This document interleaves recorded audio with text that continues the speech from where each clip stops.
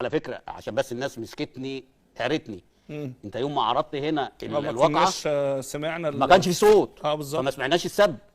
تاني حاجه هو ما ينفعش يتذاع، معلش بس احنا ما شفناهاش لان احنا أيوة يعني احنا اهو والله الموبايلات بتاعتنا مقفوله. انت كلمتني وقلت لي انا ما خدتش بالي من الفيديو. لا والفيديو شاف اصلا والفيديو لما اتذاع انا ما شفناش القلم. ايوه صح، واخد بالك صح.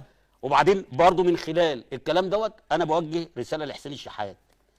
يا حسين انت اللعيب الوحيد اللي في مصر دلوقتي اللي في قمه سعادتك ومستواك، وانت الوحيد اللي بره الانتقادات الفتره الاخيره دي بدايه من الدور الثاني واخر فتره انت مجدد بمبلغ خيالي في النادي الاهلي. تاني حاجه في ماتش الزمالك جايب جونين اللي هو في اكبر نادي بعد النادي الاهلي. يعني الامور كلها ماشيه معاك.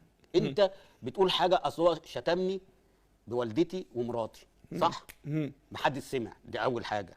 يعني محدش من الجماهير سمع، ماشي. انت رحت عملت الفعل ده، لو انا منك بقى وكنت هقف جنبك ما اروحش اعتذر طالما ان هو شتم ماما والحاجه ومراتي، لا ما اروحش اعتذر.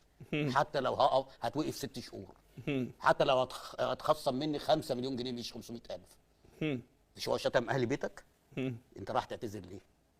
وطبعا سيبك بقى من المطبلاتيه اللي بره، اصل هو شتم هو مش لا. دي حاجه. تاني حاجه جمهور الاهلي ما بيسيبش حد في حاله صح؟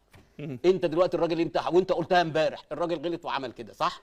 طب وانت عارف ان جمهور الاهلي قال له ايه؟ ما جمهور الاهلي بيمسك رمضان صبحي شتيمه من اول مباراه لاخرها وبالفاظ وارجع للفيديوهات وعبد الله السعيد والناس دي ما بتوقفش ليه الجمهور؟ بلاش السلام الوطني وهو بيبدا في غلوشه بتبقى على السلام الوطني. وقلنا ساعتها يا تلغوا السلام الوطني يا اما الناس تحترم نفسها. حصل؟ واخد بالك؟ فانت خايف تعاقب النادي الاهلي وجماهيره وراح تقول لا اصل هو الراجل عمل كده. طب ما تشوف المدرج قال له ايه؟ ما ترجع زي ما انت بتطالب يتوقف الواد يتوقف وفي نفس الوقت اوقف الجماهير. قول في مثلا الماتش اللي جاي من غير جمهور عشان برضه يحترم نفسه عشان يبقى في انضباط في الملاعب. انما انت لا، ما فيش الكلام ده خالص. واخد بالك؟ وكلمه النادي الاهلي وجماهيره سايده فوق اي حد، عشان كده مش هيبقى في عندك كوره.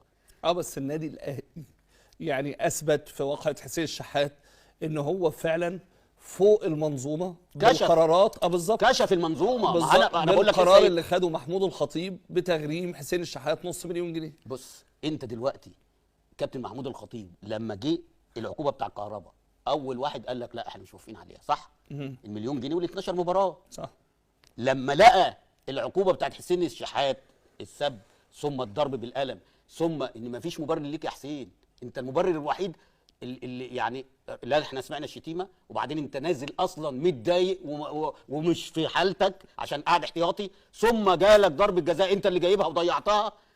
فمهما كان ما يحصلش منك التصرف ده. واخد بالك؟ فقولت بقى لما الرابطه تدي 20,000 انتوا خايفين ليه من النادي الاهلي؟ اذا كان النادي الاهلي ادى 200,000 ده قبل الكابتن الخطيب ما يدي. واخد بالك؟ لا قول 8 ماتشات. واخد بالك؟ هو قال لك حسب اللائحه. لائحه ايه؟ تخيل انت بقى لو واحد من بيراميدز هو اللي ضرب لعيب من الاهلي كان هيترحل. يعني حط الشيبي ده هو اللي ضرب حسين الشحات. اقسم بالله ده كان اتحكم عليه ما يقعدش في مصر ولازم يترحل وكان هيحصل الكلام ده وهيتفسخ عقده والكلام. لا بص من اساسيات اي منظومه ناجحه العدل. احنا بصراحه نفتقد العدل.